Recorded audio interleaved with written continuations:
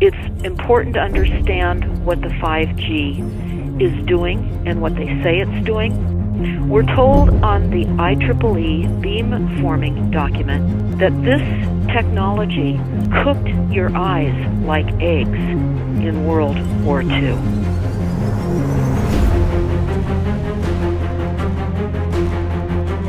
And you all need to understand these are military weapons.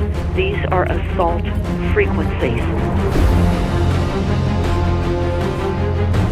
If you garner nothing more than that, that's what you need to know. It's microwave radiation warfare, is what this is.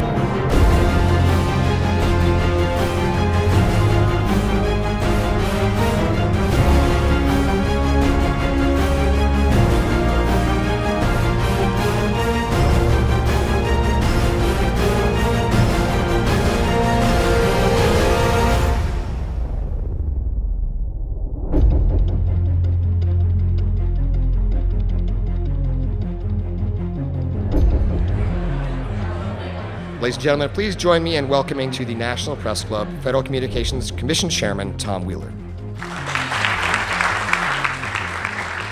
It's an honor to be here at the National Press Club. The first generation wireless, 1G, was voice. The second generation, 2G, allowed both talk and text. The third generation, 3G, the internet, in a limited way. And today's technology, 4G, completed that digital migration. But if anyone tells you that they know the details of what 5G is going to become, run the other way. This video is brought to you by the number 5 and the letter G. And pretty soon, everything else will be too. I have to tell people 5G is a killer. I'm Mark Steele. Anybody who hasn't heard me, I'm a weapons systems head-up display expert. I'm one of the leading experts in the world. I've actually broke cover in relation to this, and the reason I became an expert was because I invented them. What I'm going to say to you today, do not believe a single word I say. Not one. I want you to do your own research. You'll find it's absolutely terrifying. You got your body card? Aye. Oh, good lad. Right, because I can talk to that. This 5G rollout is a weapon system. I've got a letter in with central government because I know about weapon systems more than anything other. In Britain, in a place in the north of England called Gateshead, a scientist there called Mark Steele has been very publicly and actively warning people about the effects of LED streetlights, which he says in Gateshead are emitting now 5G. Right, what's the crack? Hey, lads. I'm just having a word with these Gateshead council workers about replacing these transmitters on these lights that are causing harm and assaulting the community. This is an existential threat to the economy, to the environment and humanity. If these transmitters are everywhere, then everyone's at risk, surely.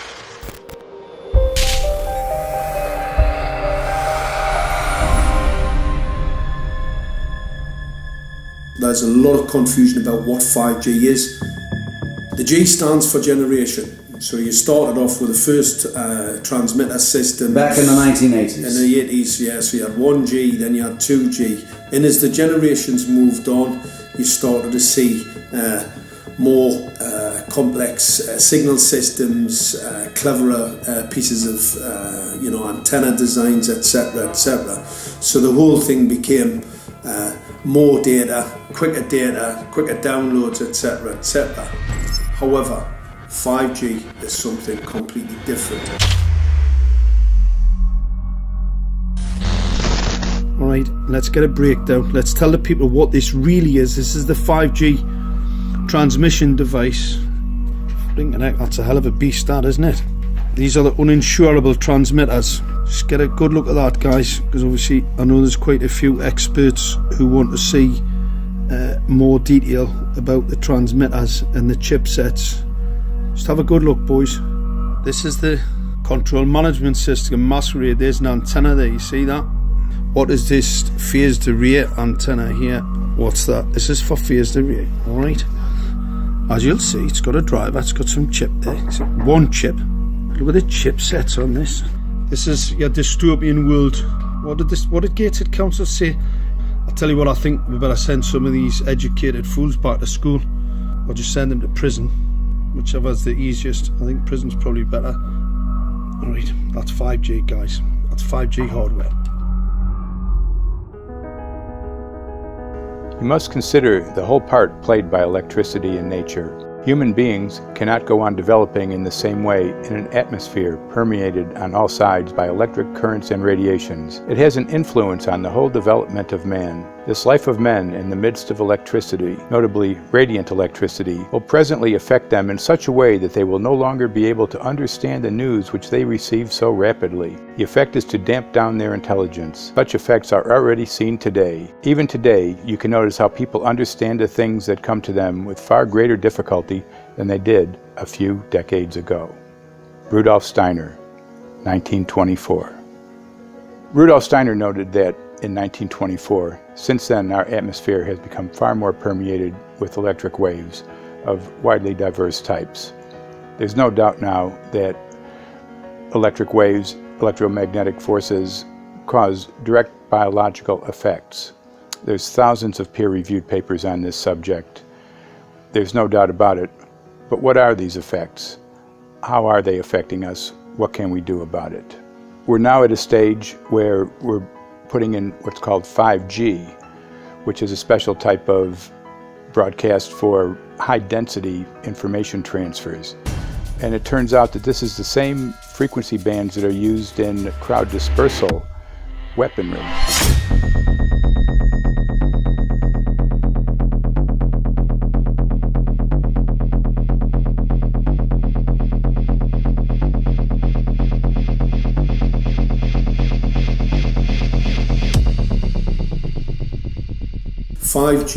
First and foremost, is densification. So it's significantly more transmitters at close proximity to a human, and it is also a sophisticated, illegal, unlawful transmitter. What I mean by that is it is a high gain dielectric lens antenna, and what that allows 5G transmitters to do is to 3D map its environment in your home. The 868 megahertz frequency is specific for battlefield interrogation systems, so sub-gigahertz. It allows the signal to travel through concrete brickwork with ease, and it can actually data gather. It is a target acquiring system. Phased array is basically radar off the battlefield. It is extremely good at identifying targets and being able to lock onto targets. And not only that, it can specifically target you as an individual. So any judge sitting on an interesting case, let's say, any lawyer, any barrister, anybody doing any work that is potentially controversial, your life could be at threat. So the antenna design that you currently have on top of these LED street lights, masquerading as a control management system, it basically battlefield interrogation equipment. The first phased array unit was actually called Mammoth, used by the Germans during the Second World War to identify Allied aircraft. Obviously things have moved on significantly since then.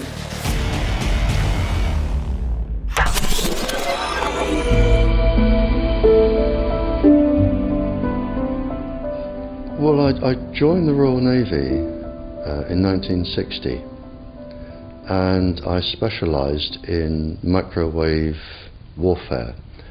Radar, obviously, which uses microwave, but they don't just teach you radar, they teach you all about microwaves and other uses.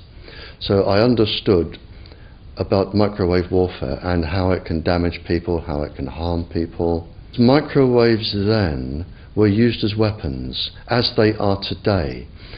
It is a perfect stealth weapon, and when governments don't like a group of people, For instance, the ladies who protest at Greenham Common in England about the American missile base they camped, they were microwaved. We microwaved Catholics in Northern Ireland to make them sick. It goes on all over the world. And it's a weapon that you don't know you're being targeted, because the dose is very, very low, which is actually more dangerous than a high dose. It's very, very low, and it may take a year or two, but you can cause neurological damage and cancers with low-level microwaves, and you can make all your opponents sick. It's a perfect weapon for a government. Our impulses are being redirected. We are living in an artificially induced state of consciousness that resembles sleep. Their intention to rule rests with the annihilation of consciousness. We have been lulled into a trance. They have made us indifferent to ourselves, to others. We are focused only on our own gain. Please understand, they are safe as long as they are not discovered. Keep us asleep, keep us selfish, keep us sedated. Almost immediately, I had neighbours knocking on the door, talking about children bleeding from the nose. I had images posted on Facebook. And one neighbour in particular came to my door and mentioned the fact that since the LED street lighting had been installed, she was bleeding from the nose every single night. I thought it was unbelievable. However, I spoke to another neighbour who lived not far from the first lady who mentioned this, and she also confirmed that since the LED street lighting had been installed, she also had started to develop nosebleeds and had never had nosebleeds before in her life. That then put me on a journey to investigate. I measured microwave radiation levels from the transmitters on top of the LED streetlights. The basic 868 megahertz, it was significantly higher than the current Council of Europe 1815 resolution, which is a maximum of 600 millivolts. I've measured up to over 3,000 millivolts.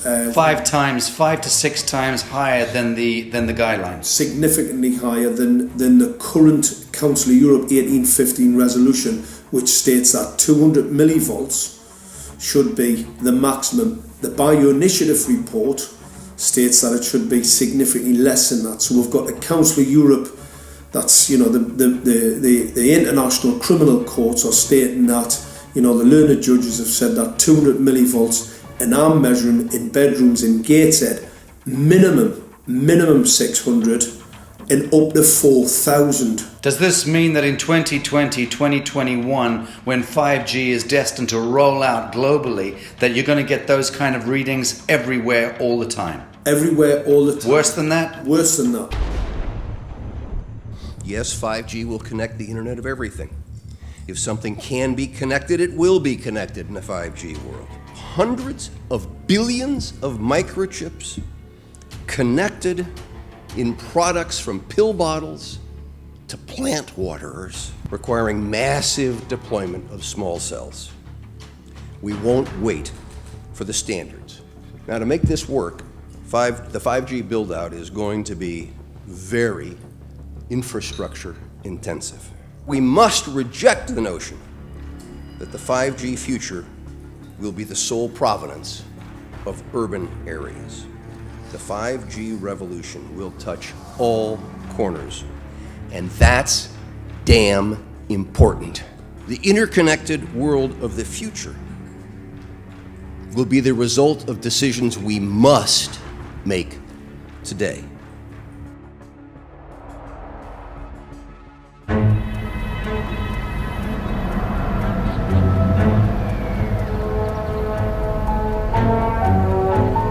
The main issue before us today is Senate Bill 637 and Senate Bill 894, the former by Senator Hugh and the latter by Senator Knopf.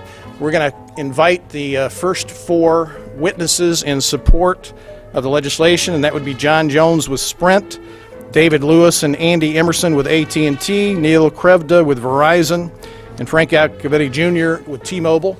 So be straight with me. Is it true? It could be. No, well, very few cases. There was an unfortunate incident out in Iowa. Look, gentlemen, practice these words in front of the mirror. Although we are constantly exploring the subject, currently, there is no direct evidence that links cell phone usage to brain cancer.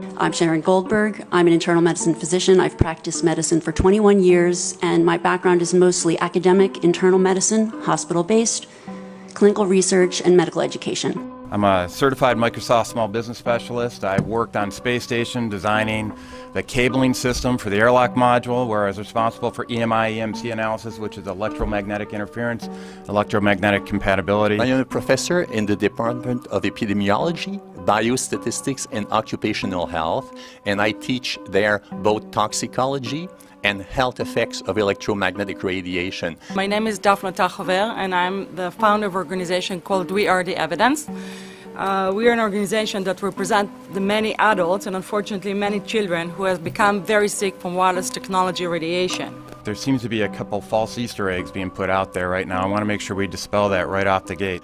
The effects of wireless on health scientifically are very, very clear. So it's always pushed back to the definition of an acceptable level of radiation. And that's what this is, by the way. This is about radiation. Wireless radiation has biological effects, period. My name is Dr. Angie Kolbeck.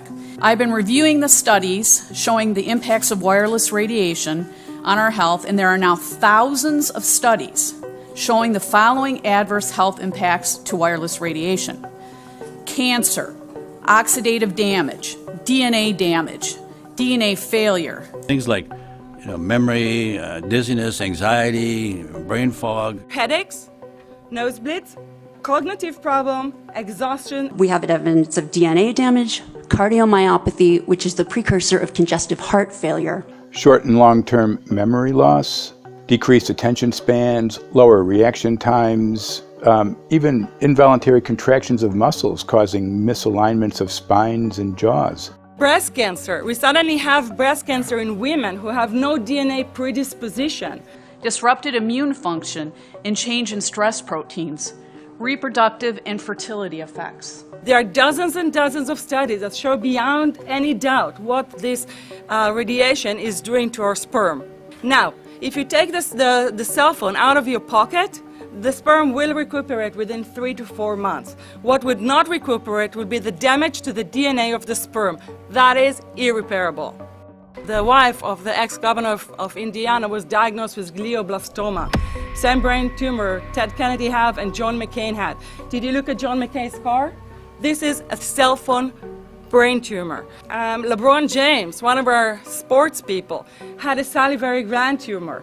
That is another cell phone tumor. You didn't hear about it because immediately after that was discovered, he was paid by Samsung to become their spokesperson.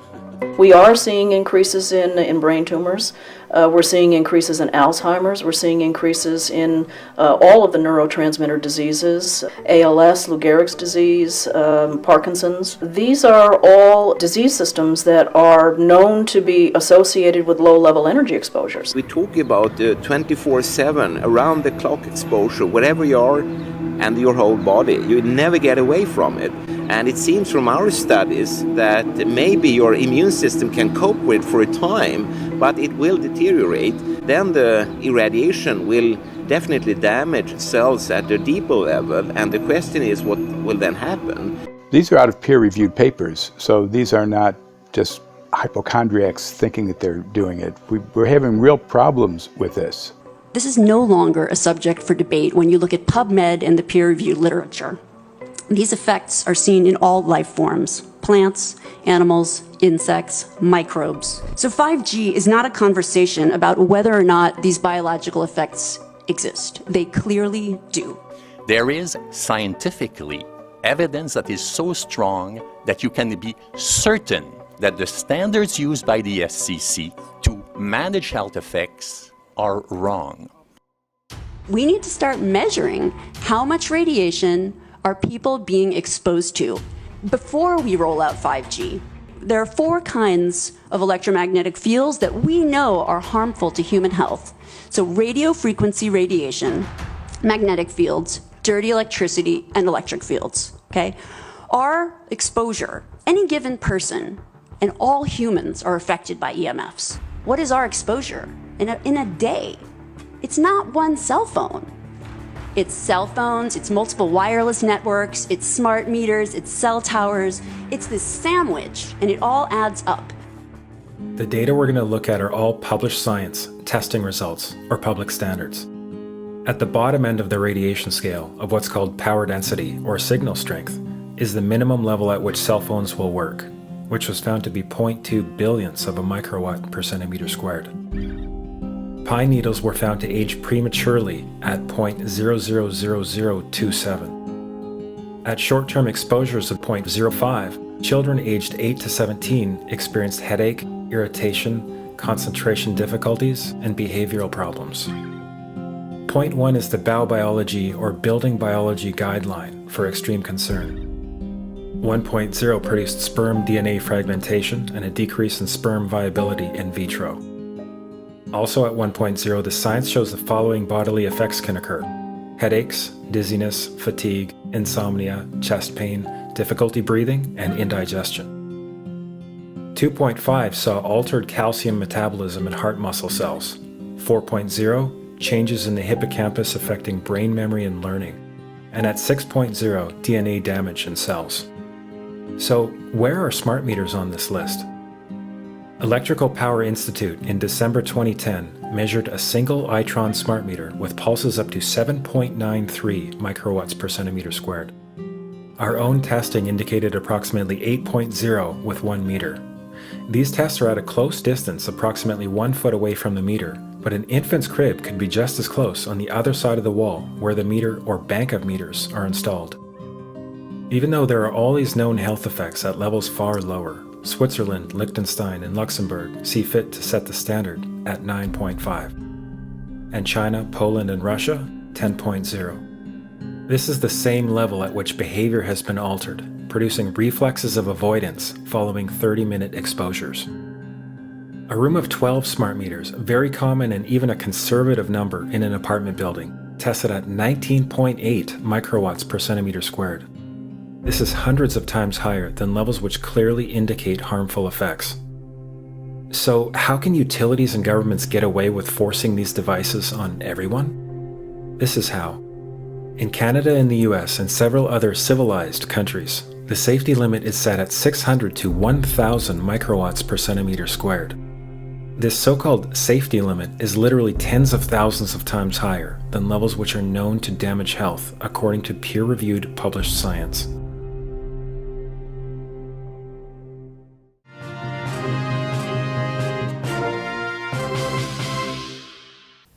Faster, better, more reliable internet. That's the promise of 5G technology, but there is also the peril. Health hazards associated with radio frequency that is higher also and requires more transmitters and antennas.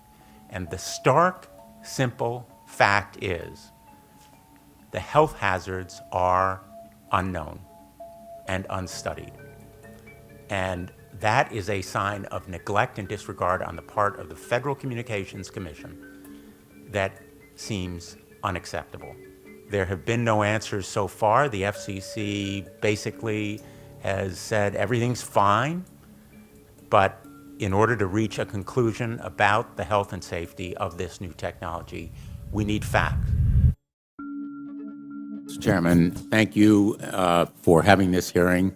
5G, as you well know, also uses higher frequency waves that don't travel as far and will rely on a network of hundreds of thousands, potentially millions of small cell sites. And the question then is, are there any health implications, any public safety implications to those additional sites that are likely to be located close to homes, schools, workplaces, and closer to the ground, correct?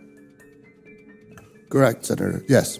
So my question for you, particularly Mr. Gillen and Mr. Berry, how much money has the industry committed to supporting additional independent research? I stress independent research. Is that independent research ongoing? Has any been completed? Where can consumers look for it? And we're talking about research on the biological effects of this new technology. Thank you, Senator. I think, thank you for your focus on the issue. Safety is paramount, and as you alluded to, we rely on the expert agencies, we rely on the findings of the FDA and others as to the requirements to keep all of us safe. There are no industry-backed studies, to my knowledge right now. Happy to visit with you as to what opportunities you think there needs to be more studies, and we're always for more science. We also rely on what the scientists tell us. So essentially, the answer to my question, how much money? Zero. I can certainly follow up with you, Senator. To my knowledge, there's no active studies being backed by industry today. Anybody else know of industry commitments to back research, fund it, support it, to ascertain scientifically the health effect? No, I'm not aware of any. So there really is no research ongoing. We're kind of flying blind here, so far as health and safety is concerned. Thank you, Mr. Chairman.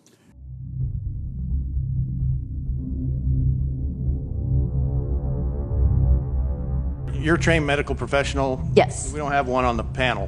What are we to make of the American Cancer Society, for example, telling us there's no evidence of harmful product? Many of these organizations have conflicts of interest. Very briefly, if you can, what do you mean by conflict of interest? One of the first things that you teach residents is that you always have to look at the funding.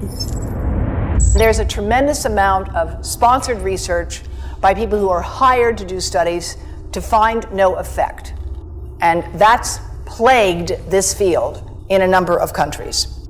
The radio frequency radiation work that we did was supported by Motorola. The relationship was really very cordial and very stress-free, but only up until we started generating data. These folks were very, very upset and began to talk about how are they going to handle this, what sort of spin can we put on this, what can we expect from this, and from that point on the relationship changed.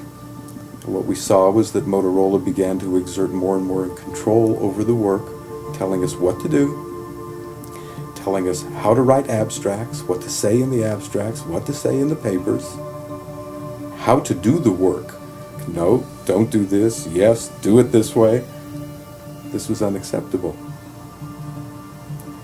I had completed our study of DNA damage, and I submitted the final report to Motorola. They simply weren't willing to accept my interpretation of my study, my evaluation of my study, my knowledge of science at that point, and tried to urge me not to publish the study.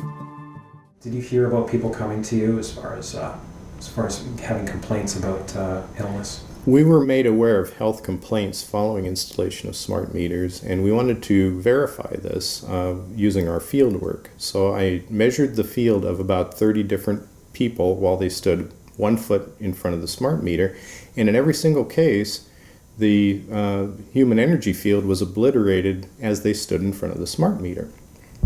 So in our first slides, what we see is normal cells, and the structure of the cells is intact and sound. This is what we would expect from a normal sample. So after 2 minutes of exposure in front of the smart meter at about 1 foot away, we see a totally different story. Sample 1, you can see a lot of degradation in the cells. The cell walls have been broken, and you see changes in the cells which are called mycoplasma. It shows a mutation to the cell. In the second sample, we see a different type of degradation to the cell membranes. You can see a corrugation here. This is called bottle cap formation, and it's known that this occurs due to oxidation or exposure to free radicals. So this third subject, when we did her sample, she had to be pulled away from the meter after 45 seconds because she complained about an increasingly severe headache. And here you see a phenomenon called rouleau, where the red blood cells are stacking up, which makes it very difficult for the blood to deliver oxygen to the tissues as they would be their normal function. Every single one of these is a degradation. Every single one of these shows a trauma to the blood cells, and that came from something, and the only variable was the smart meter. The good news in all this is the patient and the blood can return to normal once they have been removed from the influences of these stressors.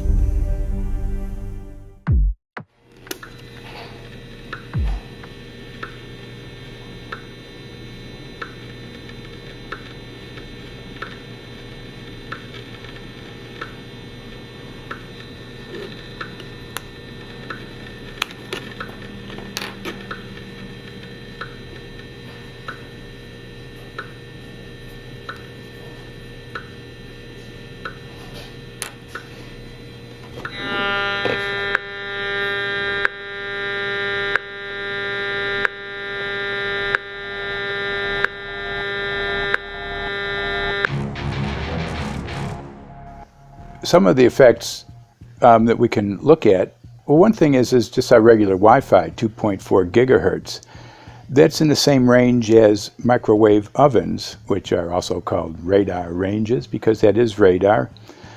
2.4 gigahertz is interesting. It's not the peak absorption rate in water for microwave frequencies, but it's at a point where it allows full penetration, because if it came in at the peak, it would prevent the insides from getting warm.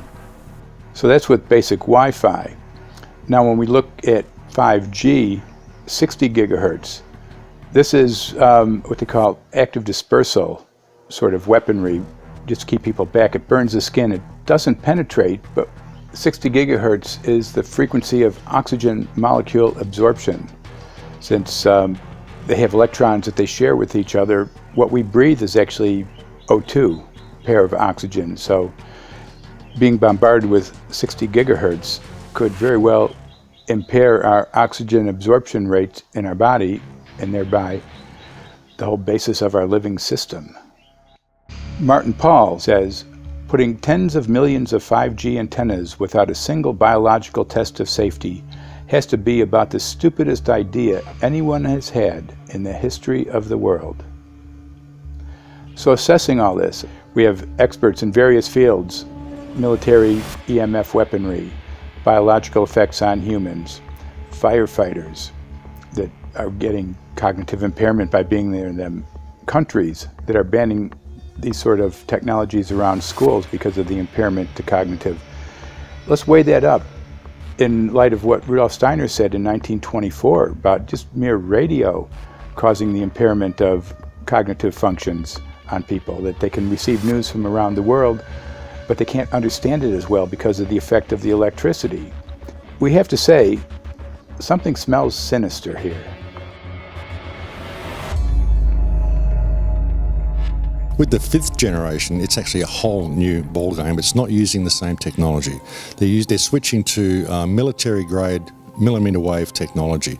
And when you look at this technology, I mean, if you go and look at DARPA reports, come and look at some of the patents that the United States military has put out on what they can do with psychological weapons, all sorts of things, crowd control, active denial, anything you can think of, this is what they can do with 5G. So any type of military application you can think of which has an electromagnetic base, they can do with 5G. And they're putting this out blanket across the population.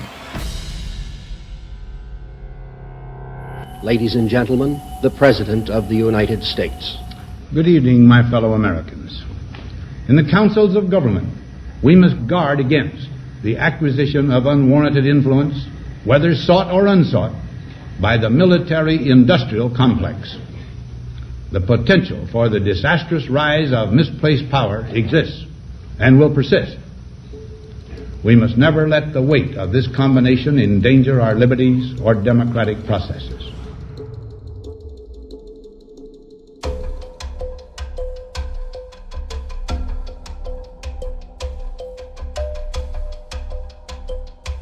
The FCC is a capture agency. They probably conducted what I believe to be the biggest fraud on the public ever conducted.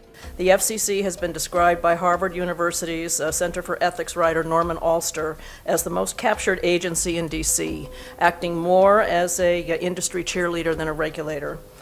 This is especially true today with 5G, where there are serious safety concerns and potentially misleading information coming from the FCC. For example, the previous chairman of the FCC is Tom Wheeler. He was the head of the Wireless Lobby Association for 14 years. Now remember, Obama told us there would be no lobbyists in his administration, so he took the biggest lobby and put him as a head of the FCC. And that's damn important.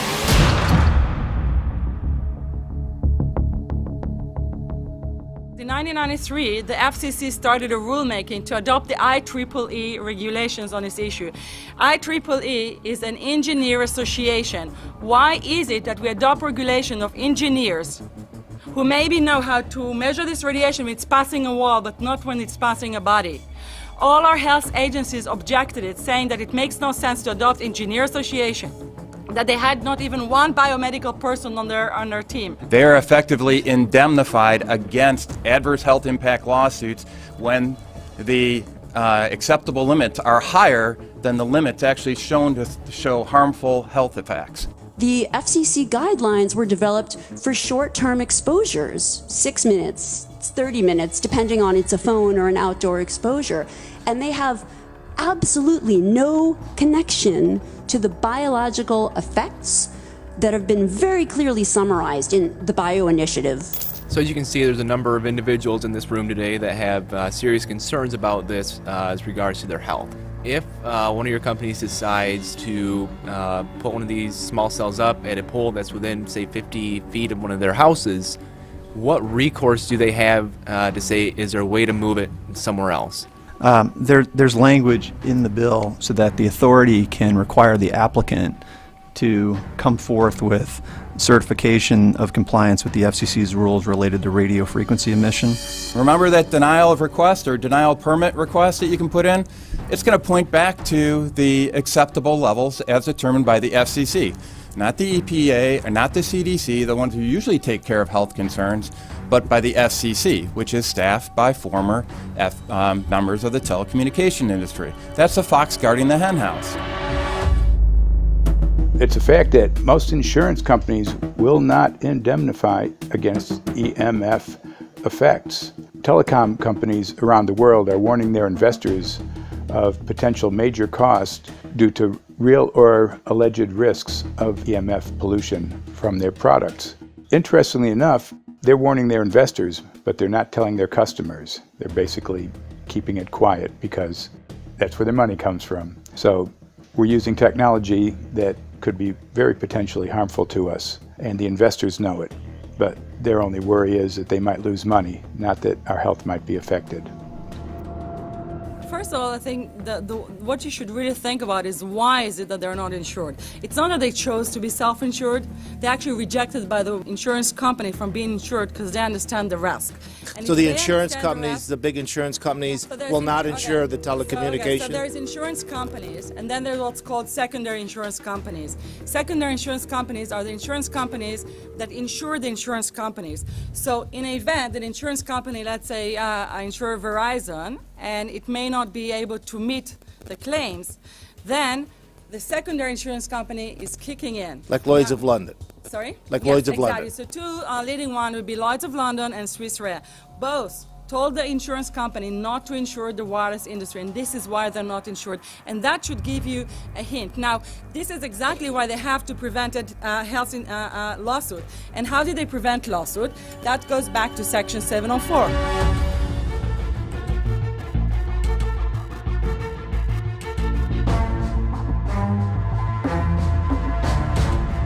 Section 704 was passed in 1996. This is how our rights in regards to health were taken away by the wireless industry. What this legislation did, it gave the power to regulate the health effects of wireless technology to the FCC.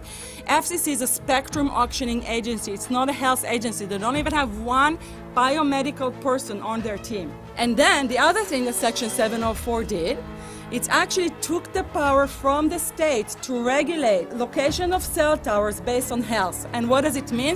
It means that if they want to put a cell tower in front of your home, you cannot go to your city council and say, hey, stop, I don't want it. I just heard in a lecture that there are 10,000 studies proving that it's harmful. I don't want it. My child is sick. They would tell you, stop. You're not allowed to mention this in the city council because Section 704 says that if you will, and if the application will be rejected, the city will be sued, can be sued by the wireless industry.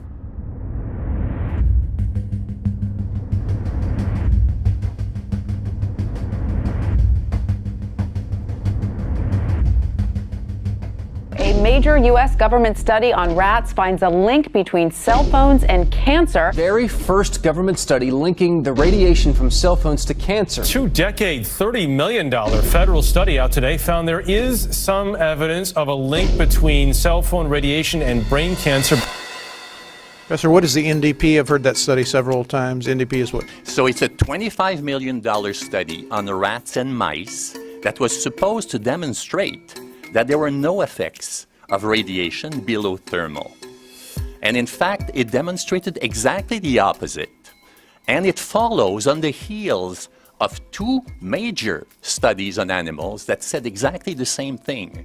And that study was designed perfectly to make sure that it cannot be challenged, that there will not be any doubt. That's why it took them 14 years. That's how they prevented discussion of health.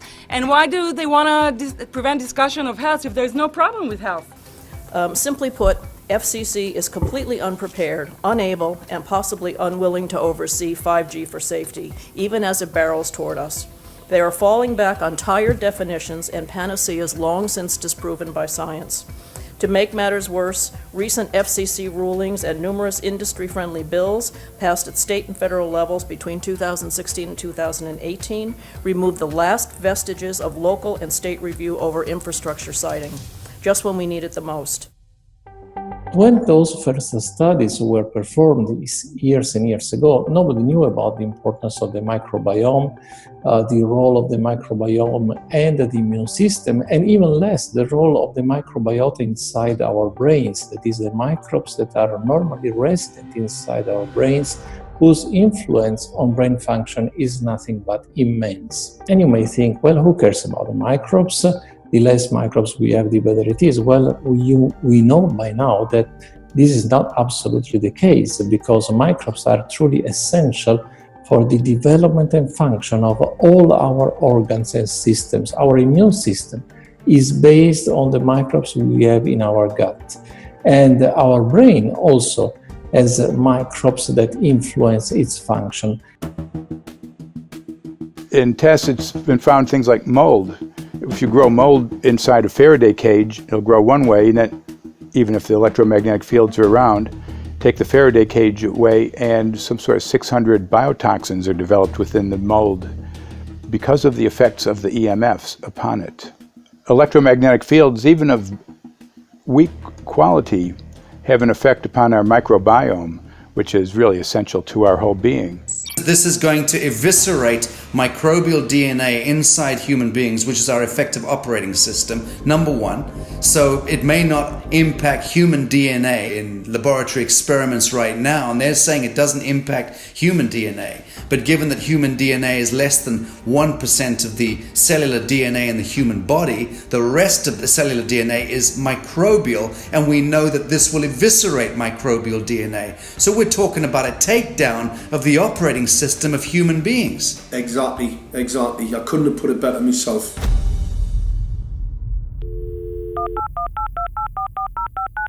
John Brandt. Morning, Mr. Brandt. Wow, this is Amanda from Virginia. Hi, how are you? Hi, I've been trying to get a hold of you for months now. You guys are covering up chemtrails. No, we are not covering it. We have no reason to cover up chemtrails. Of course, you have every reason to cover it up. Every reason. It's called What losing your reason job. would that be? Oh, well, you personally, you would lose your job if you were to reveal anything to me, and it's probably unsafe for you to even be speaking about this, considering the types of individuals you work for. It's not unsafe. It is unsafe. There's no problem with us talking on, you're a citizen, you're making a complaint. Oh, Lord have mercy on myself. It's a complaint in an area that we don't have authority to regulate.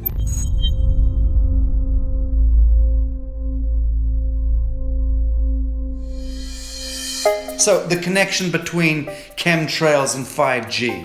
It's all interconnected. The metallized particulates that would allow the 5G phased array, so basically the radar that would allow it to be able to identify you, so it can watch you, it can identify you in your own home 24 hours a day, 7 days a week. For the last X amount of years, we've been through chemtrailing, and that is now the cat is out of the box. We've had these nanoparticulates raining down on humanity for years now, impregnating our bodies, by best accounts staying inside our bodies. Those nanoparticulates, what you're saying, are building up a kind of a phosphorescence glow capability so that we can be flagged up in our homes, behind concrete and steel, inside bunkers, in the basement, doesn't matter where you are. The 5G will be able to now triangulate, map and read you, because you as a living being are impregnated with these nanoparticulates, which are acting as a kind of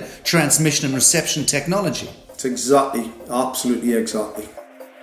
You have to consider that DNA also works as a fractal antenna, which is able to send and receive and also to process signals under the form of radio frequencies. Well, then there is no doubt that artificial radio frequencies, such as those of cell towers, and in particular these new types of towers that have a much higher density of signals, they may somehow interfere with the ability of DNA to retain and transmit biological signals. So this is one level of danger that very few biologists are aware of.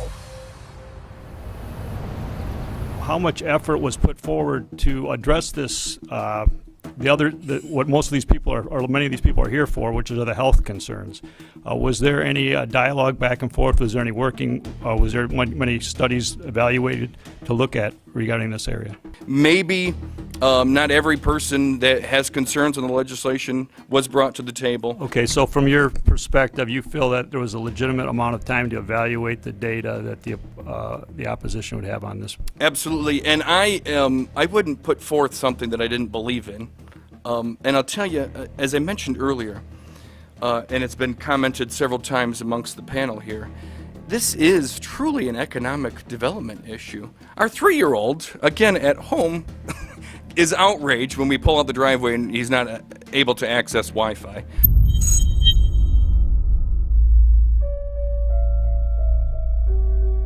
I think anyone who puts Wi-Fi into a school should be locked up for the rest of their life. I really do. I think they're not fit to walk on the surface of this planet because they haven't looked at the research, and whatever incentive they have, it is not worth the genetic problems that parents are going to face with their children when they're born. France has banned Wi-Fi in nursery schools and put warnings out for regular schools because they're finding there's impaired learning capacity in children when they're around Wi-Fi. And they have to put up warning signs where they put Wi-Fi transmitters. When I got sick and I learned that they're putting Wi-Fi in the schools in Israel, I was very sick at the time, but I could not tolerate the thought that children in the schools will become as sick as I have. And after a few months of correspondence, I submitted a Supreme Court case in Israel to ban the use of Wi-Fi in the schools and replace them with wired network. The 4 top diseases that kill our children, our young adults right now, are brain tumors, thyroid cancer, testis cancer, rectal cancer, everywhere we put our cell phones.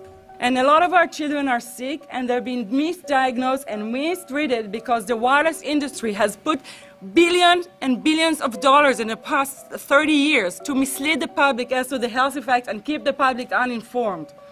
We are performing an experiment on children. We are exposing children to microwave radiation for 6 hours during every school day. We have had absolutely no studies looking at the long-term effects of this radiation on young people or even on adults. A considerable amount of research shows that developing brains and bodies of children are much more affected than adults. And there are clear indications of a link between increased electromagnetic fields and autism spectrum disorders. We took 10 autistic children and went back to the sleeping location where the mother was when she was pregnant with that child and compared it with the sleeping location of a mother that gave birth to healthy children. We had 10 mothers in that group, 10 mothers in this group, and in the group of the autistic children, we found that the measurements that we got for the microwave exposure was elevated compared to the group of children that were normal. The fetus is affected. The exposure to man-made electromagnetic fields has become the first factor that could be isolated ever in autism that could predict autism. The fifth generation of wireless technology, or 5G as it's being rolled out worldwide without safety testing. Let me say that again, without safety testing. And how we've got scientists and doctors and environmental organizers saying, stop this. Because in terms of the effects of wireless radiation, the science is in. Wireless radiation can lead to cancerous heart tumors, brain tumors, DNA damage. Wireless radiation is linked to infertility, to autism, Alzheimer's, and more. And guess what? All the effects that I just listed, those are some of the effects that are known according to the technology that's being seen today. First of all, you have to know that we know that the other EMFs that we're exposed to are already known to be health risks. And basically that 5G, because of the frequency that's going to be used and because of the extraordinarily high pulsation levels that will be used, is a much bigger threat to our health than the things that we already have, which are very substantial threats to our health. We're not just talking about the intensity. We're talking about the frequency and the very high level of pulsations.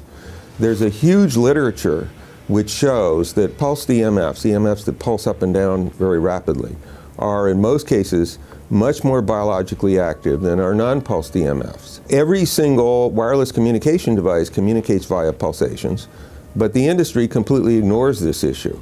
The problem with 5G is that they're planning to put out tens of millions of these antennae all over the place without doing one single biological safety test. Are you implying possibly that we, the consumers, are the guinea pigs since they haven't really done tests to see the effects in a smaller setting? I mean, that's not an implication, it's a statement. We are, yes.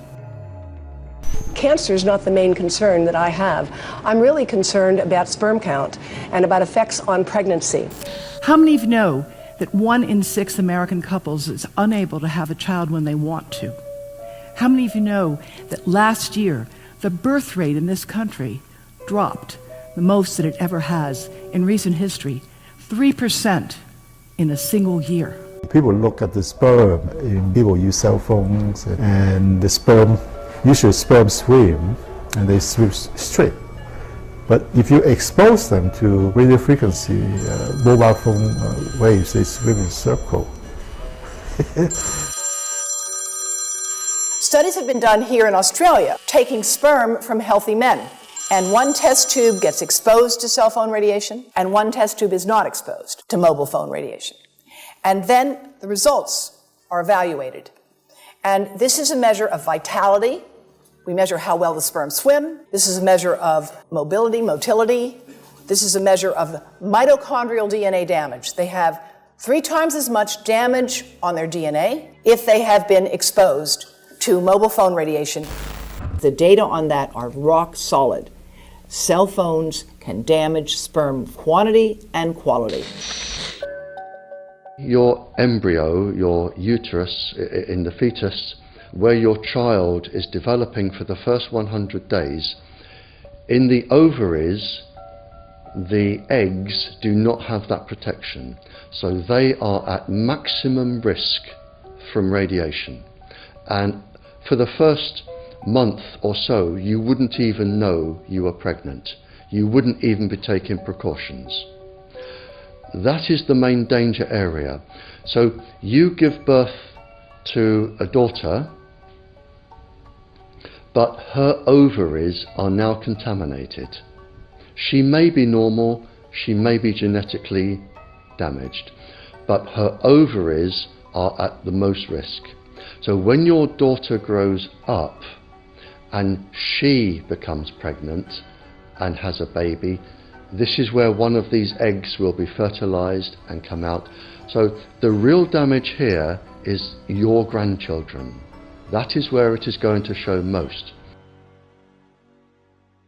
Do you think that there is a chance that within the third generation of females, they may be irreversibly sterile?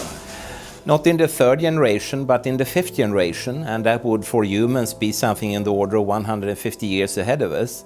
And of course, then it's too late to say that you are sorry, and it's very too late to say stop.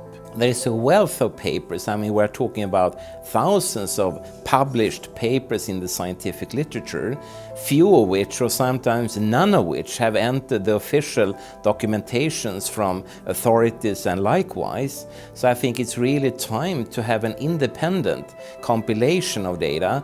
Such was done at August 31st, 2007 in the form of the Bioinitiative report, of which I was one of the authors.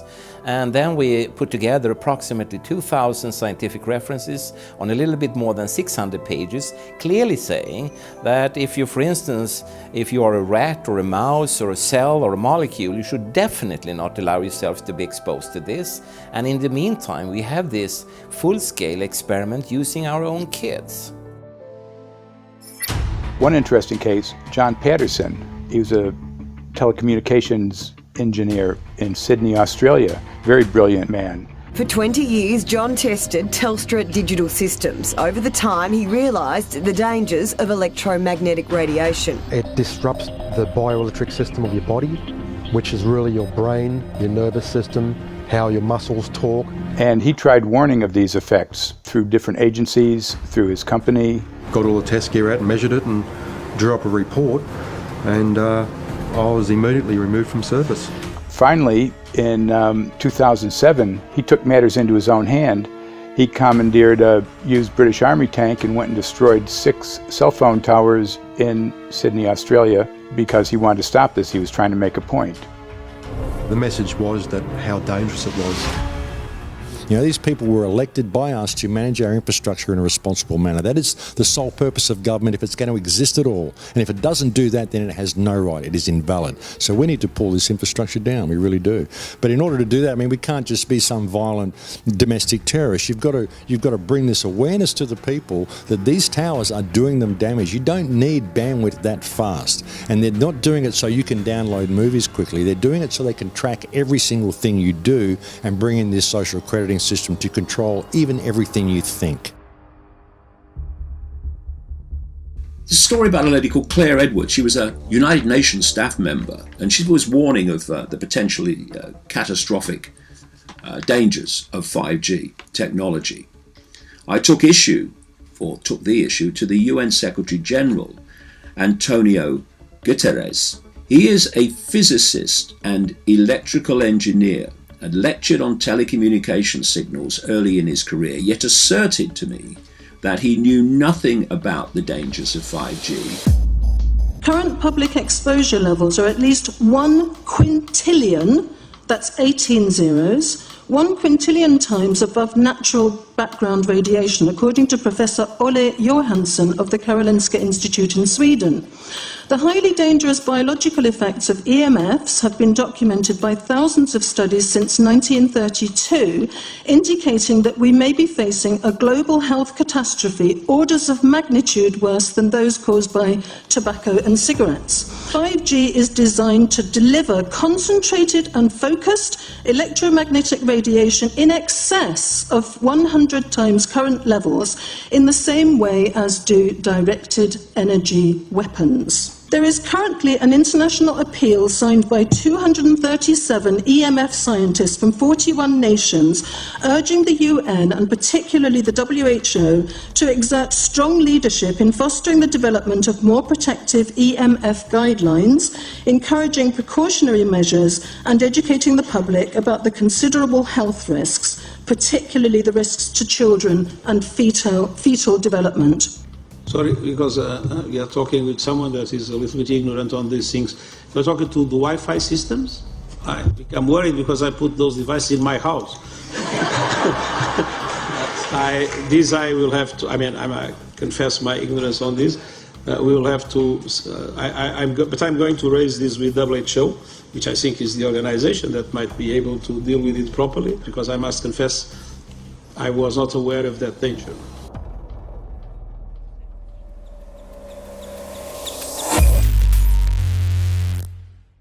In 1996, when the Telecommunications Act was passed, in it was a provision essentially that kept local officials from addressing health issue concerns when approving or not approving a cell tower. So that's correct. But then something new is happening. We've talked a lot about it on the Solari report, thanks to Jason Bowden-Smith and his website EMF Warriors. But this is new. This is very, very new. So you're basically, sending out an appeal on something that in one sense hasn't happened yet. This is not just an incremental change. This is a big step up.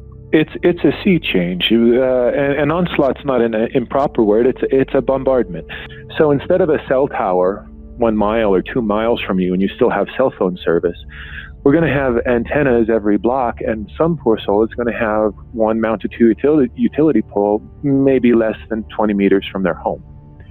So this kind of, invasive bombardment with this many antennas, just in 1 square mile, if you do the math, 1 per block and 16 blocks per mile, that's about 250 antennas per square mile. The millimeter wave is untested. Former FCC Chairman Tom Wheeler openly said that they don't plan to test. We won't wait for the standards. And then our appeal also addresses the fact that there's a plan to roll out 5G through satellites in low Earth orbit.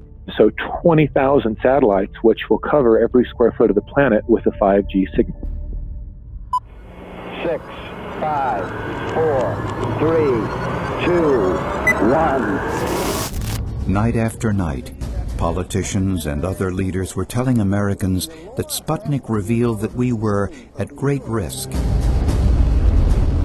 Not just our pride, but our security is at stake.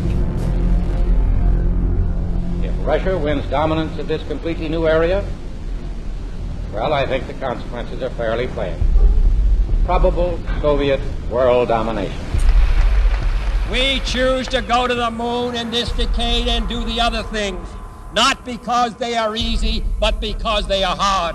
Because that challenge is one that we're willing to accept, one we are unwilling to postpone, and one we intend to win.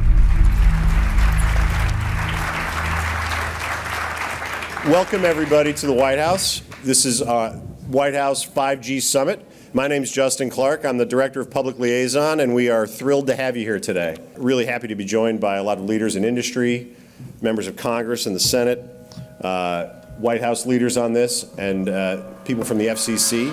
Before we start, one, we are government, so don't assume we know anything, okay? I do agree, I don't know anything. I have become accustomed to giving speeches in my new position on subjects about which I frankly know very little, and we need more cell towers and connections in Connecticut, my home state. It's ridiculous.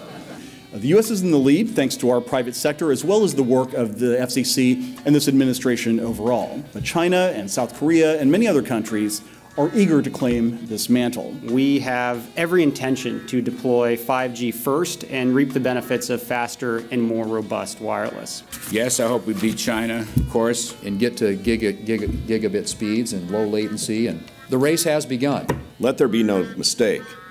The race to 5G is a sprint. Winning the global race to 5G, it's a national priority. We must bear in mind the national security implications of winning the race on 5G. Today we're talking about the importance of being first in 5G, continued commitment to putting America first in the race to 5G. We're calling it America First, 5G First. Well, our strategy is called the 5G Fast Plan, a plan to facilitate America's superiority in 5G technology. Connected devices for health applications, which I love, has the capacity to make people healthier, as I understand it, a lot of medical applications. Industry is not asking the government for money to build 5G networks. They're asking us to cut the red tape that surrounds infrastructure deployment. We cannot let today's red tape strangle the 5G future. The red tape slows and sometimes stops the building of densified network facilities necessary for 5G. As we continue our efforts to keep government out of the way so that America can continue its leadership for America to win the race to 5G. One path is the government regulatory path. The other path is the private enterprise free market.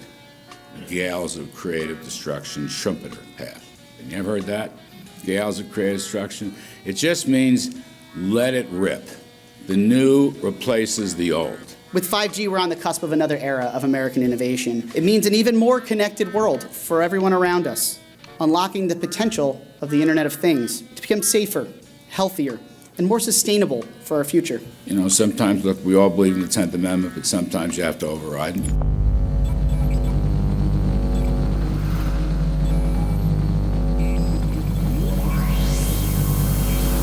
By the way, the 1996 bill permits that kind of override.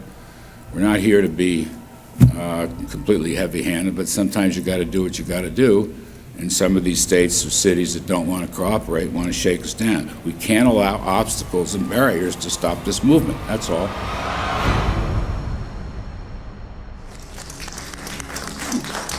And this happened in Canada. I mean, there were some activists I was working with up there that said, well, you know, we won a victory. We got the Public Utilities Commission to allow us opt out. And I said, boy, that's divide and conquer. They just got rid of the people that were raising hell. So, you know, that's not the answer. We need to opt out everybody. An opt-out is an agreement to pay to not be harmed. An opt-out is volunteering into extortion. An opt-out says that if I don't pay you, you have the right to harm me. So that doesn't work. This is a mandate. This is being pushed down your throat by a company that is not responsive, by a government that is not responsible, and it's being done in a collusion that's designed to undermine the individual rights of individual people in communities across the country and around the world. The Minister for the Environment has a duty. His duty is primarily to ensure that there is cleaner, better, healthier environment for people in this country. It's a simple duty. He also has a responsibility in regard to science and innovation to make sure that that happens. What seems to be happening here, in fact one could say undoubtedly happening here, is he's using science and innovation to ensure that our right to life is threatened. There have been no public debates. There is no public discourse. There are no public disclosures as to why, when, how, what is going on in regard to 5G. That by itself is a breach of ministerial responsibility, and one which we really should look at in terms of a private prosecution against the ministers who have failed to protect our right to life. Okay, smart technology, smart meters, smart cars, not that smart, huh? What does smart mean? Anything that has smart attached to it, secret militarised armaments in residential technology.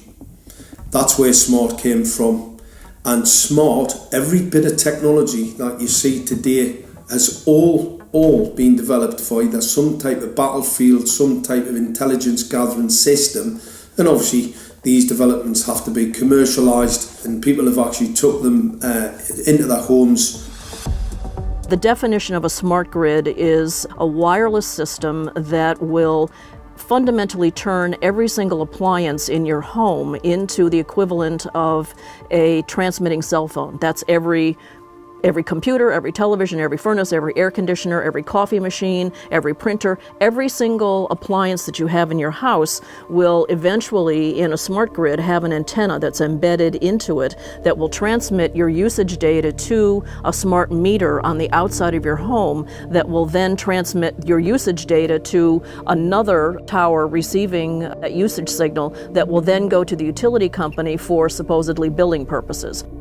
Not all signals will just be about your individual use. There will be aggregate meters that will bounce signal from house to house to house within a neighborhood that will then accumulate all of the usage data that will transmit that to the utility company. Now, what that will do is that the end metering system that is transmitting all of that data will be firing an RF signal at many, many times a second, which will increase the average homeowner's radio frequency radiation exposure exponentially.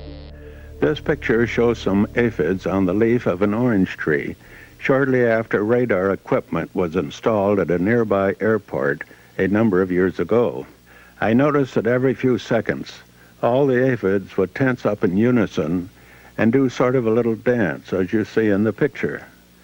Upon further investigation, I found that the interval of time between the activity of each dance coincided exactly with the rotation of the radar rotor device at the airport, which was a distance of approximately 14 miles.